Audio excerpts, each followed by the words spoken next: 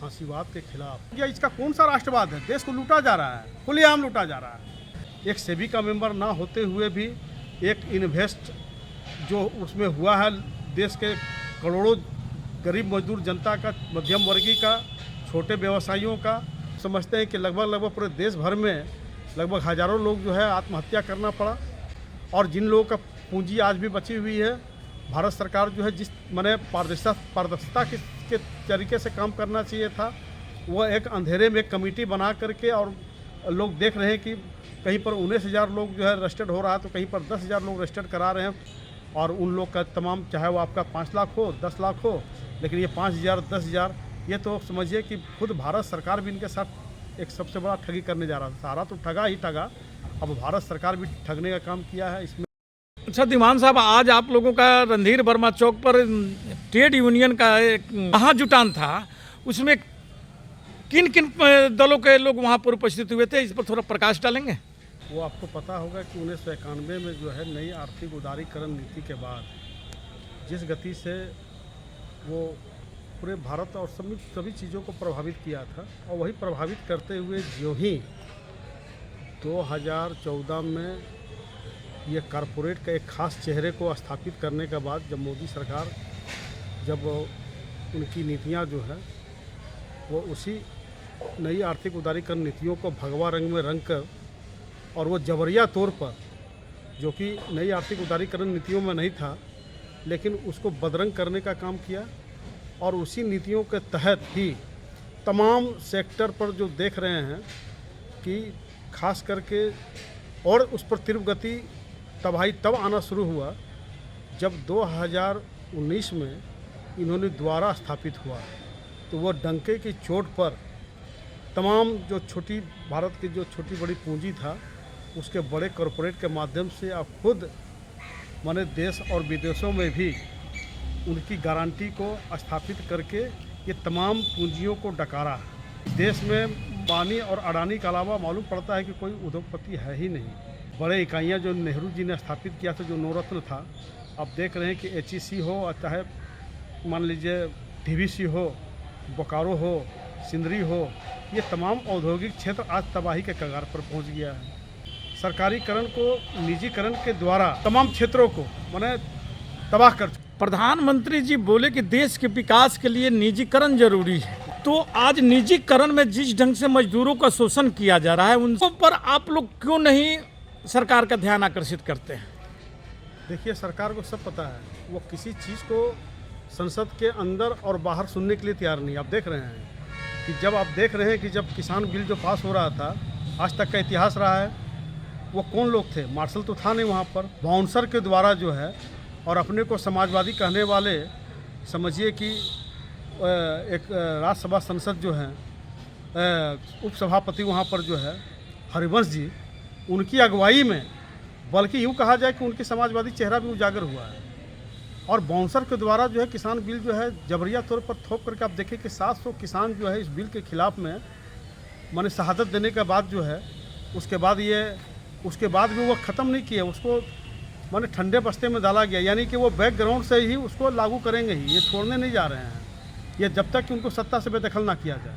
नहीं सर, यहाँ जो मजदूरों के साथ में आपको BCCL, ECL, CCL, इसमें जो शोषण हो रहा है ठेका मजदूरों का, इस पर आप लोगों को, ये तो साफ तौर पर संसद के अंदर में उन तमाम जो ट्रेड यूनियन एक्ट 1926, वो तमाम जो मजदूर हित से जुड़ा हुआ जो धाराएं थी, उसको तो बिल्कुल संशोधन करके बोथर बना दिया गया। वो किसी काम के लायक है ही नहीं है। तो अब इसको हितों की रक्षा किसके माध्यम से होगा? आज तो ट्रेड यूनियन महाजुटान के जो लोग थे, इंटक के लोग थे, TISU के लोग थे, UT उसी के लोग थे, AIUT उसी के लोग थे, है ना। BMS छोड़ करके तमाम, माने आज तो BMS का भी चेहरा उजागर हो गया। इसका कौन सा राष्ट्रवाद है? देश को लूटा जा रहा है, खुलेआम लूटा जा रहा है। 71 में इंदिरा गांधी मजदूरों के शोषण को देखते हुए, क्योंकि पूंजीपतियों के द्वारा मजदूरों को शोषण किया जाता था, और इसलिए कुलियरियों को राष्ट्रीयकरण किया गया।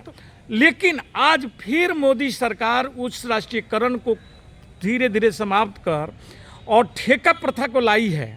और इसमें जो मजदूरों का फिर से शोषण शुरू हुआ है, इस पर आप लोग क्या कर रहे हैं, ये हमारा दर्शक जानना चाहते हैं। ये सीधे तौर पर आज के ये महाजुटान सभा में भी हम कह चुके हैं कि ये सिर्फ सत्ता से कबाड़ने का सवाल नहीं है। ये 2024 में अगर ये सरकार समझ लीजिए अगर लड़ना होगा तो ये ट्रेड यूनियन को भी सशस्त्र आंदोलन चलाना पड़ेगा, कोई रास्ता बचा नहीं है।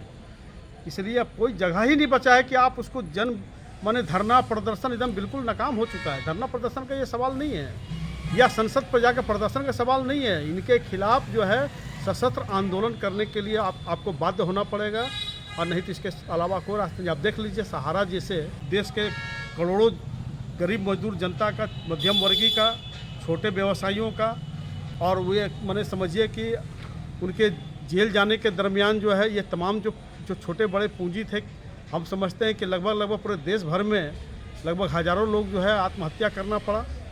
और जिन लोगों का पूंजी आज भी बची हुई है, भारत सरकार जो है जिस मैंने पारदर्शिता के तरीके से काम करना चाहिए था, वह एक अंधेरे में कमेटी बना करके, और लोग देख रहे हैं कि कहीं पर 19,000 लोग जो है रजिस्टर्ड हो रहा है तो कहीं पर 10,000 लोग रजिस्टर्ड करा रहे हैं। धनबाद जैसे क्षेत्र में भी हम समझते हैं कि लगभग 8,000 लोग यहाँ पर लोग इसमें निवेश किए थे, और उन लोग का तमाम, चाहे वो आपका 5 लाख हो 10 लाख हो, लेकिन ये 5,000 10,000 ये तो समझिए कि खुद भारत सरकार भी इनके साथ एक सबसे बड़ा ठगी करने जा रहा था। सारा तो ठगा ही ठगा, अब भारत सरकार भी ठगने का काम किया है। इसमें आपका नरेंद्र दामोदर दास मोदी जो हैं, चाहे प्रधानमंत्री हो और चाहे हमारे मोटा भाई अमित शाह जो है गृह मंत्रालय से जो है, ये तमाम लोग जो है माने कहीं को उपाय नहीं है।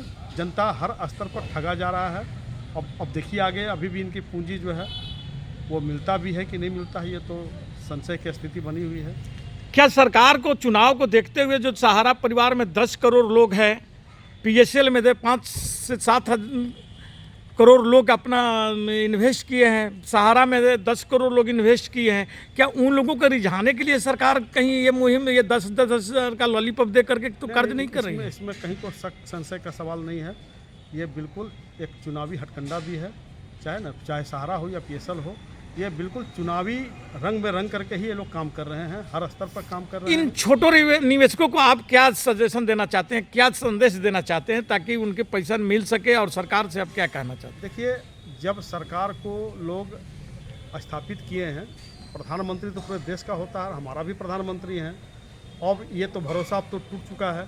अगर ये भरोसा कायम करना चाहते हैं तो इनको बिना किसी समय गंवाए चुनाव का पहले टोटल भुगतान को यह ईमानदाराना पूर्वक कर दे, तो लगेगा कि देश का प्रधानमंत्री कम से कम छोटे और मंझोले लोगों का अगर हितकर हैं, कम से कम उसको माने जो इनका हिंदू राष्ट्र का अवधारणा है वही हिसाब से कर दे, तो हम लोग कहेंगे कि भैया कम से कम ये भी हो सका है, क्योंकि ये इनके कुवत की बात नहीं है। बहुत बहुत धन्यवाद। जो मजदूरों के हित की लड़ाई लड़ते हैं, आज यहाँ पर देखते होंगे कि नगर निगम की भी लड़ाई लड़ रहे हैं और माडा में भी लड़ाई लड़ रहे हैं, और वह अपने मजदूरों के प्रति आज यहाँ रणधीर वर्मा चौक पर जो आयोजन किया गया था उसमें ये भाग लिए हुए हैं। बहुत बहुत धन्यवाद। आपको भी क्रांतिकारी अभिनंदन।